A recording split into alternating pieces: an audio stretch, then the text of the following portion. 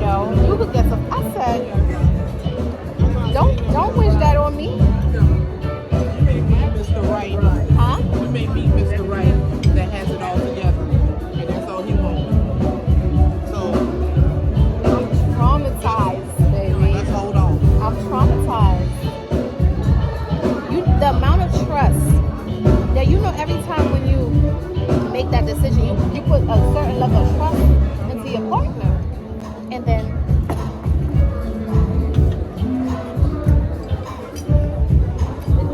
for your partner to what he did, that was unforgivable. Like, I've never had that experience.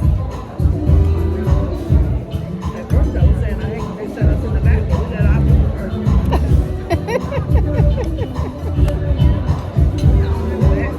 We have a good view of the room. We're smack dead in the middle. Yeah. I said, "Oh, you guys your little sister?" He said, "Of course I love my sister. What kind of question is that?" I said, "Well, excuse me. I don't know. I thought you got annoyed at her." He said, "No, she just want to fight me a lot." But he was like, "But I love her." He took her bike riding.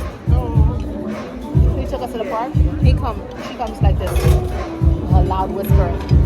"Come on, let's go to the park." I'm like, "Girl, I'm gonna teach you how to whisper one day, because that's not how you whisper."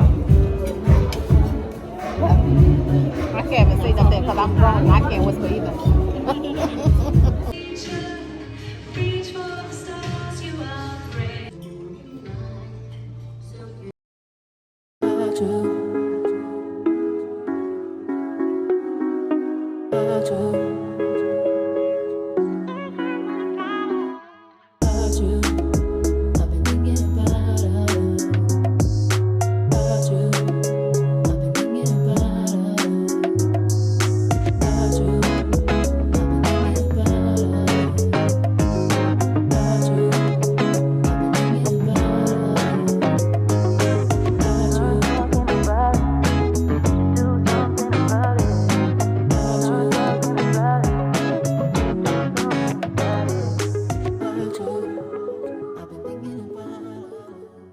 I'm on my way home. I just attended the Tea Rose Cotillion, and it was so lovely. All the debutantes look so beautiful. I can't wait until Juicy can be a little Tea Rose, and she could be a junior debutante, and then she could be a debutante herself. It was just so amazing to see young black women who's pursuing their dreams and achieving their goals, just being recognized and celebrated. It was very beautiful to watch. And there was a couple moments, like, even though they were my children, it was just so beautiful to watch, and I almost cried. Like, all the girls were so gorgeous in their gowns, and just to see an event where not only are the children celebrated, but their parents are also recognized, and they had the support and love from the families is very beautiful. And I want to attend more. Like, I was able to attend this event because a friend of mine's, one of her friends is actually an AKA, and because this is their event, she extended the invitation to me. So that's something that I happen to be able to go to because that connection there. And just, this is why it's important to build relationships with people in your circle, because the relationships you build really extend your reach. Because I wouldn't have been aware of this event to just attend it. And you know what else? I do need to just get out of my comfort zone and explore new things. So that's something that I want to do for 2023. This man is backing up, and okay. I was filled with just pride, I guess. That's what it was, like just being proud of the debutantes. And even though I wasn't related to any of them, like, just celebrate for them. So I really enjoyed the experience. And this is my gown that I wore. It's a mermaid gown.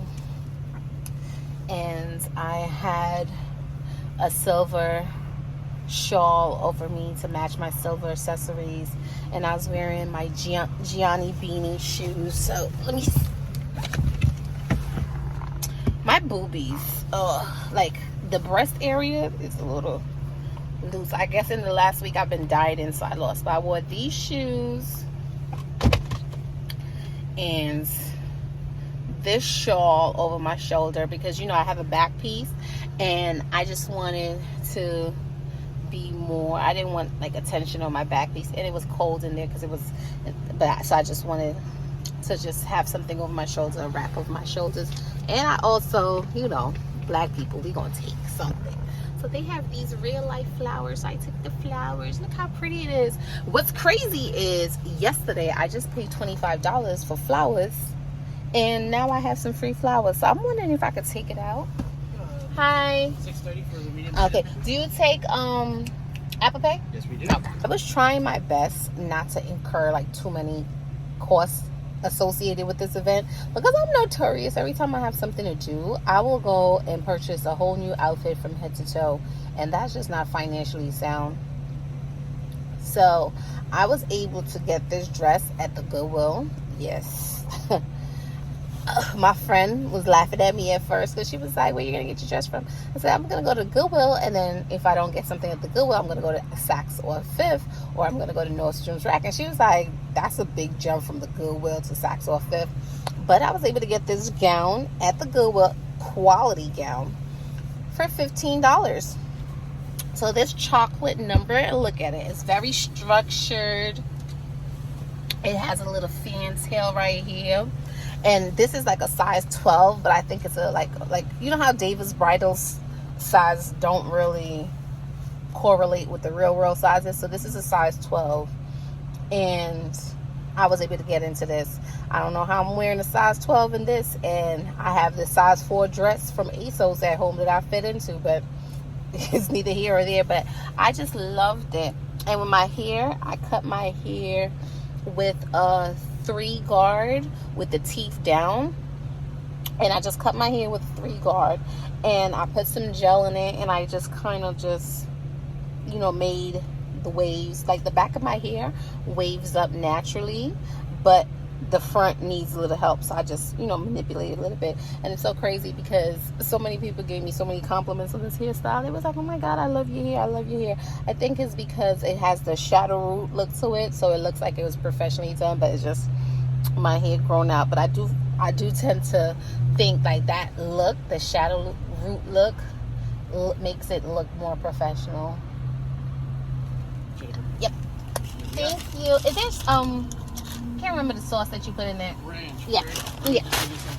Thank you. Thank you. Appreciate you. Do enjoy, right? All right. Bye-bye. So I'm about to go home and throw on some pajamas, wash this makeup off my face. I signed up for an hour of consulting, so it's about 7:35, and I signed up for 8 to 9. So I'm gonna go home, get that knocked out of the way. I low-key don't feel like doing it. I should have canceled it, but money's money, and I don't like it's, you know, I don't feel like it's worth it to miss money to do what, sit around and do nothing, like watch TV, and I could be making some money. So I look so pretty. Let me tell you, the cutest thing happened. So before I left to go to the event, right, so I took a shower, did my makeup, and Dulcie's in the bathroom with me while I'm doing my makeup, and she loves doing her makeup too. So she's doing, now that just remind me, I have to wash all my makeup brushes. So she's doing her makeup. So I have like a throwaway palette that I don't really use anymore in an old brush, so I let her use it, and she's putting makeup all over her face because she loves makeup. So when I put my gown on, she goes, oh, mommy, you look like a princess. And she's like, wait, mommy, wait. And she runs in the closet, and she gets one of her red gowns, and she puts her red gowns on, and she puts her Crocs in her feet, and she's like, mommy, I'm coming. She don't know where I'm going, but she, mommy, I'm coming. And the only reason I didn't buy a ticket for her Well, I didn't think she would sit still, right? And, you know, it's an event where they're presenting the debutantes. I didn't want her to be there making noise because sometimes she's very well behaved where she sits still, and then other times she gets cranky. And when I plan on taking her to certain places at certain times, I schedule her naps so I know she's well rested, and then I feed her before I take her outside, so then she's calm and she's not cranky. But I just didn't know what her mood was going to be, and then she'd probably want to watch her iPad or her phone, and then if I take it away from her or lower the volume, she'd probably start screaming, and I just didn't want her to be a distraction. Because I, like, you know, sometimes when people take like kids to certain events, and like instead of your focus being on the event, the focus is on the kid that's not behaving properly. Like, I didn't want that. So because I did, you know, I wasn't sure how she's gonna react, because, you know, she's 3. I didn't buy a ticket for her, but next year I'm definitely gonna buy a ticket for her, and I'm gonna take her with me.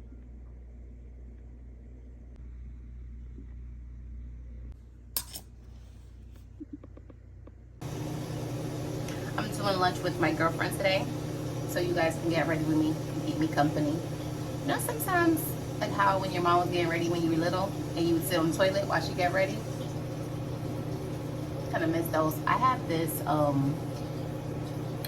have it here on my chin.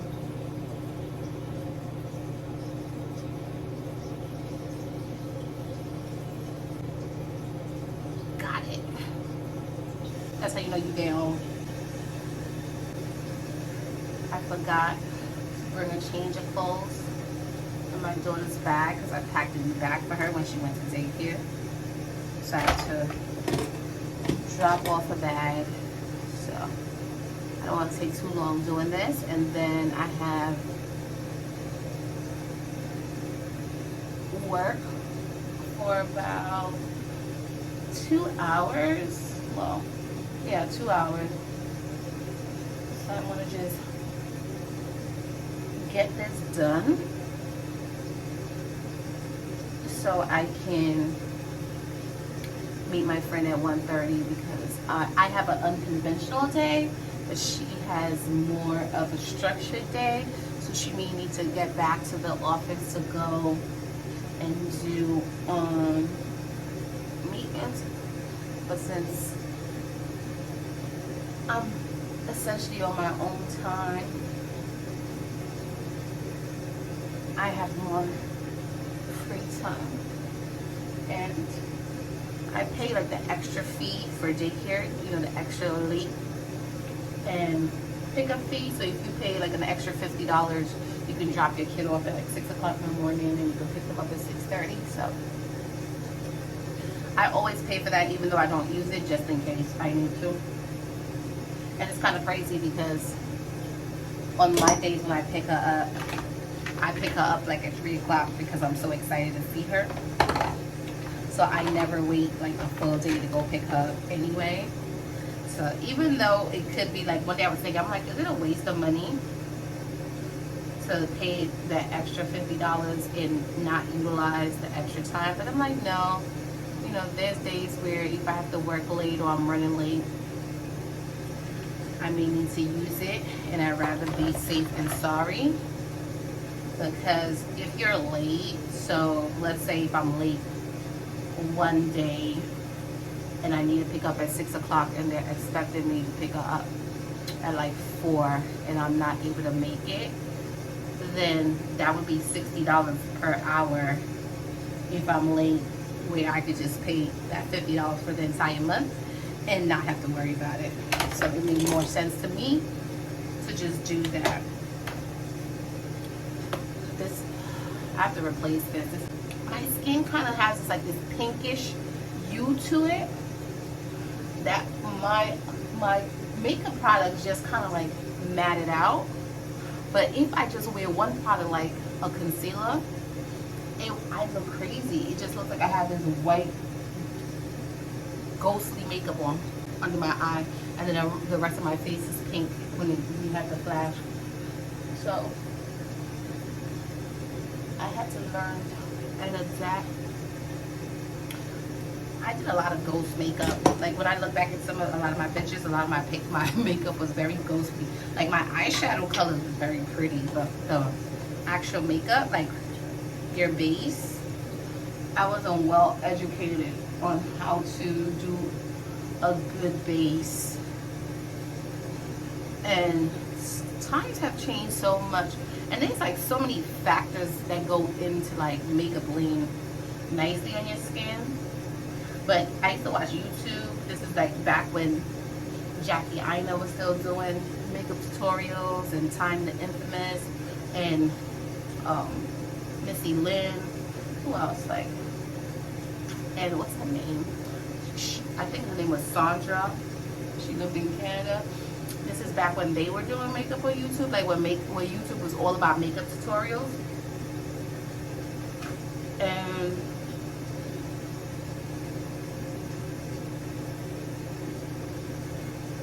textured skin really wasn't like a thing of people laying makeup on textured skin. I didn't know anything about lighting, so people with bad skin would just lay on like thick levels of makeup, and it would look good on camera, but I didn't know it didn't look good in real life. I even remember once I was telling one of my friends, I was like, oh, I don't like how my makeup is coming on, and she's like, oh, put on more. And I was just like, because I knew what that looked like in person. And as a person who needs to ride the New York City subway on a daily basis, like, people in New York, let me tell you, you be minding your business and they be like, that don't look good. And I know, because I've done it. Something like, there's certain things that you see that you can't help but comment out loud about. And it is very rude, but it's very much a New York thing to do. And I know me and my feelings, because as tough as I am, I'm very sensitive. And I don't like, I don't care about critique. Somebody's always gonna have something to say to you, but you never know. Some days you could just like let it slide and let it roll off, and then there's other days where you're just not in the mood and it's gonna be a problem. And I have an issue expressing anger. Like, I express my anger in unhealthy ways. Like, I'm afraid of getting angry because when I was younger, I've seen other people get angry. And I never liked getting angry. So I always hold my anger in when things upset me. I never really have an outburst. I hold it in. And what happens is, from me holding my anger in, a lot of people, because they're used to people reacting in traditional ways, I hold it in until something really, and it could be like the littlest thing, like a feather. Like, how a feather can set off a bomb depending on how it lands on it. That's the same way I am with things that make me angry. And once I'm angry, you can hit me with a pillow and I'm gonna hit you with a hammer. Like, now I want to kill you. And I don't like that. And I definitely think, like, everybody who says like they blacked out and now they're in jail because they committed manslaughter, I understand. I wholeheartedly understand. Like, I get how you could get to that point because you're unable to control your emotions, or somebody just pushed you too far. Because what I find, when you give people grace, people think that when you give them grace, that means you're scary or you're stupid. A lot of people just kind of think like, oh, they let me get away with this. It's my opportunity to push the envelope, instead of just being like, oh, okay, I got away with this. You know what? That's not right. I wouldn't want anybody to do that to me, and let it go. No, they push the envelope. And that's why a lot of people end up getting hurt, because they keep on pushing the buttons of people that really are trying to hold it in together. But now, I think like the makeup that I do now is very reflective of my age. Like, when I was younger, I needed like to do like a lot. Like, I was like doing the most, and I think it's because I was going through a lot that it was just making me feel better, like all the colors, all the pageantry of it, like being able to do my makeup like real colorful and real bright. Like I have this picture that was on my Facebook of me with like blue and yellow eyeshadow, and I was looking at it like, what the hell was I thinking?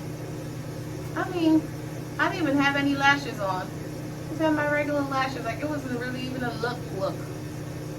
But I just got a call, and I need to go back to the school. This is my quick little look. Took me about 10 minutes. So it's like one thing about having like a regular look, you really can master it. And having the energy like to get up and put myself together. Like I would dress, but like knowing me, like when I get dressed, I like putting everything together. And I was just getting dressed and just like throwing myself together, not really putting much effort into anything, and just letting myself get overwhelmed. I was like going to bed late, not going to bed timely so I could wake up timely. Essentially just self-sabotage. And that's the thing about self-sabotage. Self-sabotage can look like different things, and I was sabotaging myself by not giving myself adequate amounts of sleep, not eating on time, and things like that. And I had to recognize that and check myself, like, why we're doing this. Because sometimes when you're feeling bad internally, there will be an external manifestation of that. And one of the ways is through your hygiene. And even for me, even let's say it's me going from 2 showers a day to 1, I know that's not my norm or my standard. So then I have to ask myself, why am I doing that? And everyone's norm and standard looks different for them. But that's something that you have to be cognizant of so you can check yourself. Because a lot of times you think like the negative thoughts and feelings and the bad juju on your life is because it's other people. And sometimes it's you. Sometimes you're holding yourself back. Sometimes you're making choices that's not improving your life. I'm using this body butter right here. This body butter it has shea butter, it has kokum butter, it has vitamin E oil, coconut oil, it has vanilla, and it smells really good. And one of the things I like about it, like it melts easily in your hands. It has a melting temperature of 92 degrees, so it'll last in the normal temperature of a home.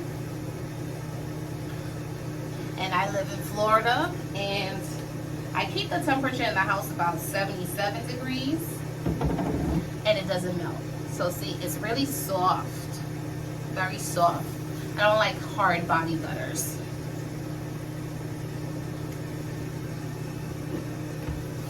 So I'm just getting myself lotioned up. Rest. I threw on like a little onesie. It has a little tie in the front. Now, in like 2007, 2008, when I tell you jumpers had me in a chokehold, I have like this little bit of this Valentino Born in Roma, and I've been using it sparingly because I told myself I'm not gonna spend frivolously. I've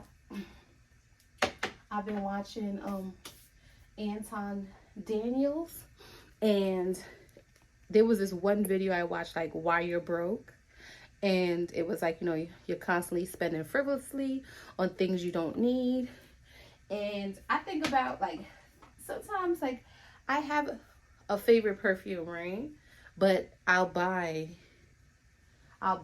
other new perfumes. Like I see the ad or on Scentbird and I smell it and I'll buy it knowing I don't need it. Like I have all these perfumes here. And I wear the same one over and over again.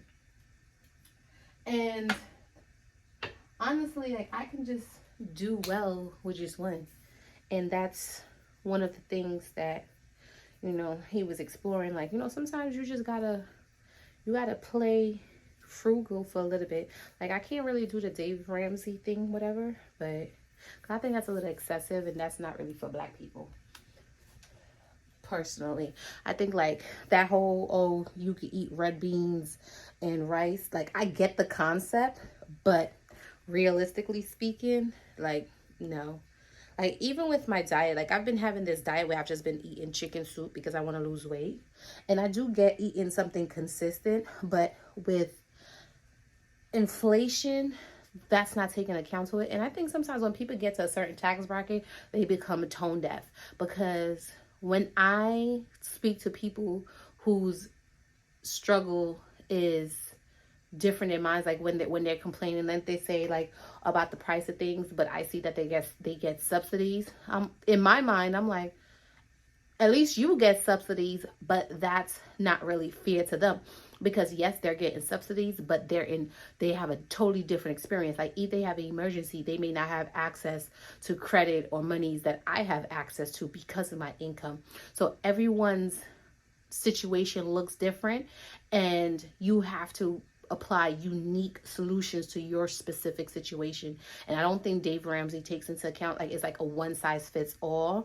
Not everyone can move back in with their parents. Not everyone even earns enough that they can finagle their money. And like those debt solutions gurus, I don't think they take all that into consideration, because there are people that make $2,000 a month and they have to spend the whole $2,000. So how are they supposed to save? How are they supposed to like pay down on their debts? You know, it's a little bit unrealistic. I didn't get a chance to do my to-do list because I had to like come back to the school, so I didn't get a chance to do my to-do list. There are certain things that I want to do, and today is also the day where I pay the bills for this pay period, and I'm not sure what those bills are because I don't have my iPad with me to budget it out, but that's something I want to do. I'm trying this new method. My therapist had gave me this book that says, is it called Profit First? I think it's called Profit First. Like, when I get back to the house, I'll confirm. But essentially, you pay yourself first. So this pay period, I'm trying that because I've been making a little bit of extra money. So I'm trying that to see how that works out for me, because you get so caught up in paying everyone else, like you paying your bills and making sure everything's on time, you forget to pay yourself first. And in the end, you just give yourself whatever's left over. And when you pay yourself first, of course, you'll always have something to fall back on. Well, not necessarily fall back on, but you get to feel that you work for something, because there's nothing worse than when you work and then you get paid and you do nothing for yourself. Like, take yourself out to dinner or whatever you do to make yourself feel better. But I've been watching Kristen and Alexis. I've been watching Antoine Daniels. I've been watching Anthony O'Neill. And there's this other young lady that, like, her advice is really great. Like, her budget sheet is immaculate. And I've just been so, like, honed in on financial literacy, because that's not something that was taught to me as a child. That's something that I'm learning as an adult. And I've tried several different methods, and I have not been consistent with it. But now that I'm almost 40, I'm realizing, like, I need to be more serious about my finances, just because I want to be secure in retirement. Like, I don't want to have to depend on my children in retirement, because it's not your children's job to take care of you when you get old. You know, they need to live their lives. So I want to increase the amount that I'm depositing into my 401k. My employer, they match 3%. So I've been just doing 3% and they've been matching 3%. But I'm thinking about, like, putting at least 10% of my income into my Roth 401k account. So then that way, I did some projections. If I put like about $400 a month into a Roth IRA, by the time that I'm 65, there's going to be like $800,000 in it. So even though, like, it may not, like, inflation may occur and the 800,000 may not be everything to survive, at least it'll be like 800,000 in that account, and then Social Security probably like is going to be like 40,000 a year. So you know, it's still something good to live on, because let's say if you project that you're going to live like an additional 30 years, if you divide that 800,000 by 30, it's still a good enough amount that you could, like, you know, thrive on yearly, especially if you move someplace where it's tax-free, or if you move someplace where you don't have to pay taxes. So I don't want to like go all into that whole generational wealth. I know a lot of people are like generational wealth this, generational wealth that, but it's also being aware of your economic status and just being on top of things, because I attended this ALICE summit, and ALICE stands for Asset Limited Income Constraint Employed, and it just is for people that are employed, they make good money, and they're still just they're not enough to buy a house, it's not enough for an emergency fund, and just recognizing that you don't qualify for subsidies. However, based on your income, you should not be living constrained. And there was such great gems that I took from that meeting, and it's about just being focused, like not being focused on your finances in an unhealthy way where you're scared to spend money, but just being focused on your financial, that you know where your money's going. Like, you should know where your dollars are going, you should know what's coming in and what's going out. And I would be a liar if I did not say that I am a swiper. Like, I just swipe my debit card, I look at my balance and I'm like, oh, okay, and I just swipe. And one week I realized I spent almost $200 on Dunkin' Donuts, because I was going there every day from work, where I could have spent $200 on groceries, bought some iced coffee and some bagels, and made the same things that I was making. So I'm putting myself on just like a financial diet, because I'd rather be uncomfortable for 3-4 years and set up for the rest of my life. Because as an adult protective investigator, I saw a lot of elderly people struggling in their old age, where they were not able-bodied anymore and they were unable to work, and I never want that.